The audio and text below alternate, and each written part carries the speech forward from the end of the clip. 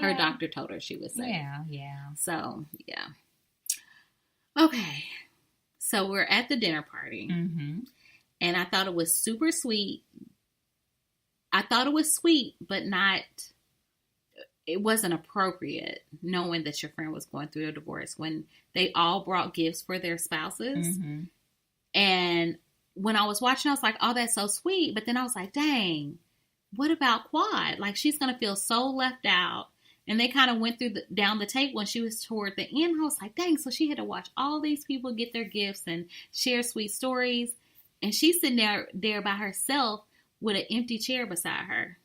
That hurt my feelings a little bit. It hurt. Like, and watching it, I can see where she was definitely happy for them, but you can definitely tell it was a sadness. Right. Like, dang, you know, like, I don't have that anymore. Right. But I'm happy that my friends have that. But I could see it all over her face. Yeah. Like, I did feel bad. And I was so glad that Heavenly got her a gift. Sweet. Yeah. And I was like... And the whole time I was thinking, like, when they first started, I was like, y'all could have all pitched together and wrote her, like, a note or did something really sweet. Mm-hmm. Maybe even in the beginning of it. Mm-hmm. And I would have done it in the beginning. Mm-hmm. That way her heart is kind of warmed up before they break it down. Mm-hmm. Or do you warm up the heart at the end after you break it down? I don't know. Mm-hmm. But I would feel like they should have done something special for her. And then said, like, give her something. And say, this is why I love you. This made me think about you. Da-da-da. Period, before you set your friend out like that. I know. And that bothered me. That since Toya was the person who set it all up, that she would have thought of that. And she's very thoughtful. Yeah. Kinda. Somewhat. She kinda. She dropped the ball on that one. She did. She did. I didn't even pick that up until now. Right. Yeah. They could have all did something. And they did. Nobody thought, maybe they did think about it, but I would think each of those ladies, when they were looking for something for their spouse, would be like, dang, Quiet's coming. Yeah, except for Mariah. Yeah. Yeah. Okay, moving right along. And I was glad, like, after Heavenly did it, like, they panned over to the men, and you can see where Cecil and Damon were like, oh, yeah. Right. They were thinking about it. Most dudes would be like, oh, okay. Yeah. That's cool. Yeah. So, you ain't getting these cufflinks. I don't like how she gave him them cufflinks. It's Heavenly. I mean, I feel like she got them at the flea market. He don't wear cufflinks anyway. He wears a damn white t-shirt every day. They said, I know he's coming to this white one with this t-shirt on. And I was thinking, dang, he do. He either got scrubs on or a t-shirt. Yeah. That's so true. He's just comfortable. Yeah. So, can we talk about this argument? Let's get into it. Because that's what I really want to talk about. Okay. So they get to arguing because can't nobody tell me about Quiet because I've been knowing her the longest. I want to say, Heifer, she not your friend. She ain't your friend. It ain't about how long you know somebody and you don't even know their soul. Like, you don't even know their spirit. You don't even know who they are. And you're not even close with her right now. So why are you tripping? Mm-hmm. Let Heavenly say what she has to say. She's got a point. Stop trying to dig and pry information out of her. Let it go. Moving right along. She's already at this dinner where everybody got these presents. So leave her alone. Let her do things on her own time. And you know it had to be something if Dr. Damon was like, hey, she don't owe you to tell you every little morsel of her life. Like, leave her alone. Exactly. So, I don't... So, what really got me was they arguing. They saying they little words. And she goes and she breaks the glass. Yeah. And she trying to shank somebody? Like, who does that? Mariah, so are you gonna for screen time? Okay, well, I'm not thinking about the screen time. I'm just thinking about this is a circle of friends that are friends. These are all professionals. I could not fathom being so mad at somebody that I used to love so much, like that I would consider my friend, even if it's a fake friend. Like, I cannot imagine myself being prepared to stab you with a flute stem. Mm-hmm. And I was like, did I just see that? Let me play this back again. And then I heard her like breaking the glass, and then Claude was like, "No, you can't do that." I know. And I'm thinking like, and then she was like, "I don't want y'all fighting over me." Like that makes it even worse. It would make me feel worse if y'all arguing over me when you completely wrong because you just nosy as fuck. That pissed me off. I can't imagine wanting to shank somebody. I can't think of anybody that I would want to do that to. It's not that serious. No. Like to like literally take and them. then it's not like her and Heavenly haven't gotten into it before. So what was so different today that make you want to cause bodily harm to her in another country at that? Exactly. Because when we travel, jail ain't no joke. Right. We're very mindful when we travel internationally that we don't want to end up in jail. Exactly. And so I'm just thinking like, how mad do you get where you want to puncture something inside somebody's skin and harm them like that? Like, you might want to, like, scratch them during a fight or punch them. Or, you know, take your finger and hit them in the throat. Right in the throat, Right. Doria style. But, you know, I wouldn't do that. Yeah, I was very surprised that she would do that. It's like, if you really went through this, you have a lot to lose. You know? Right, and the fact that she had time to process what she was going through in her, because it happened really slow. Yeah. For me, it happened slow. Because at first, I didn't even hear the glass. Like, was it just a threat and like, nah, I ain't really gonna do nothing? I mean, she probably wasn't. For anything for Mariah, for me, is screen time, and that was her getting her screen time. Because even when you watch it, it wasn't like Heavenly was getting up and walking towards her. She was walking away from her, so. She wasn't threatened. Yeah. And then Dr. Damon and Heavenly's husband was exchanging words. So I feel like Dr. Damon needs balls. He's very quiet and laid back, and his wife is completely a disaster. And she's always starting something. Like, at this point, he should have had a conversation with her. I was like, you saying this your mama shit?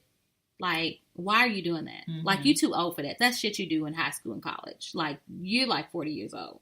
So you need to stop that. And then throwing a chair, like, why are you doing that? So he needs to get some balls. And Aiden, his name's Aiden, right? I don't know if he needs balls. I don't think he needs balls, but it's just, I don't know. I just felt he needs some pants. Okay. I think it's just he needs pants. I just felt like at that moment, that would have been a good time for both of the husbands to step in and be like, hey, babe, let's walk away. They got egos, though.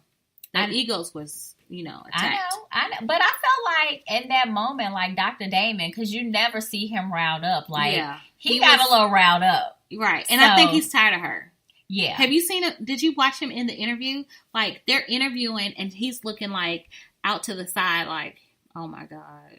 You think he's tired of Heavenly? He's tired of her. I think. Watch him rewatch the show and watch how he's not engaged when they talk. He looks away from her. And then every now and then he'll kind of look back and be like, but he doesn't really like look at her while they don't seem like they're having an intimate conversation. He almost seems disgusted. I mean, he might not want to really be on the show, but do it for her. What was I about to say?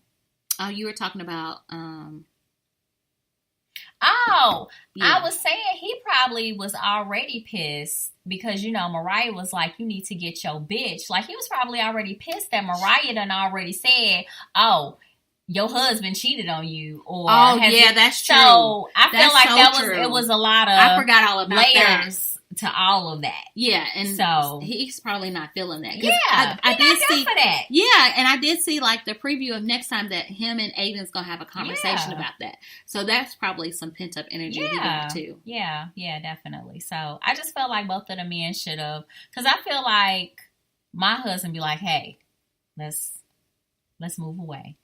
Let's calm down and not do this. I feel like the husband should have done that. But here's the thing that really got me. Is Heavenly had all her friends, trying to pull her back and keep her in check. Dr. Damon was over there doing whatever he do. And Heavenly and her husband, Aiden, walk off together. Mariah. Yeah. Mariah. That's what I meant. Mariah and Aiden walk off together, like as a couple, as a unit. And Dr. Damon and Heavenly were separated. That's what's making me think that they're kind of on the fritz.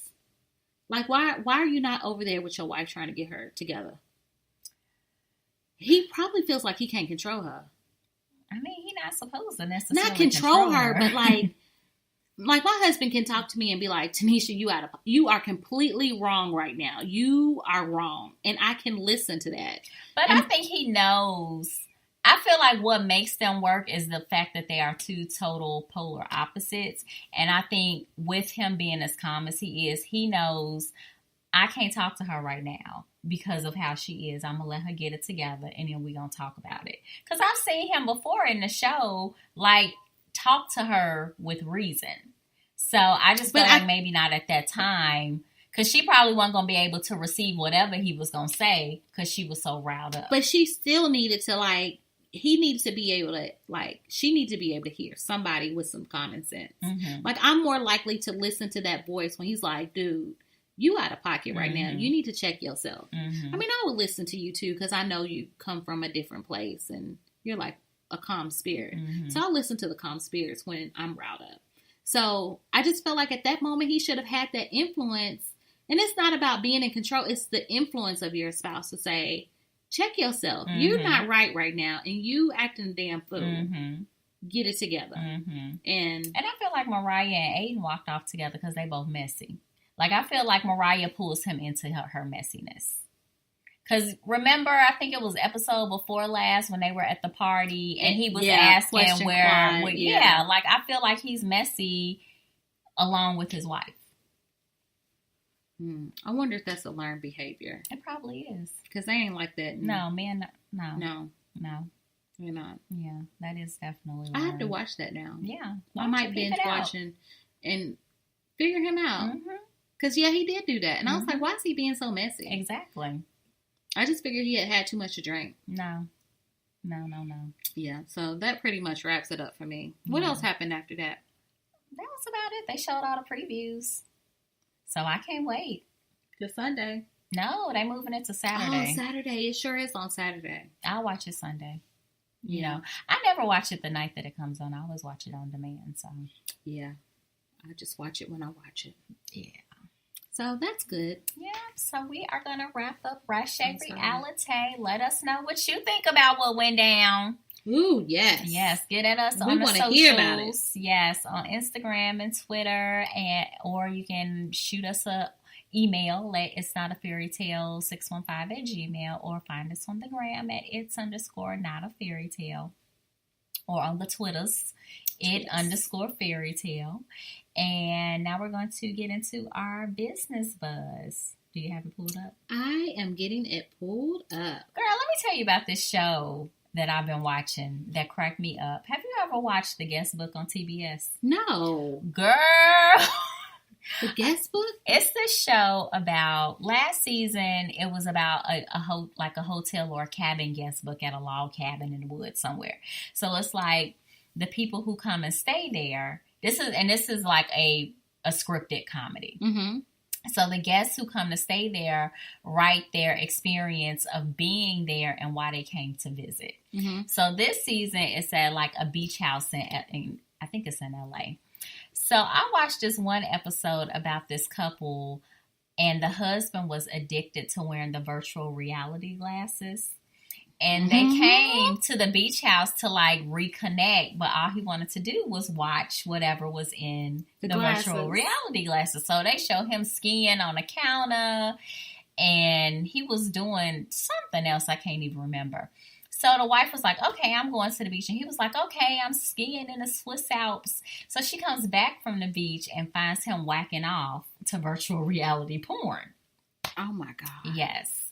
So you got to watch the episode.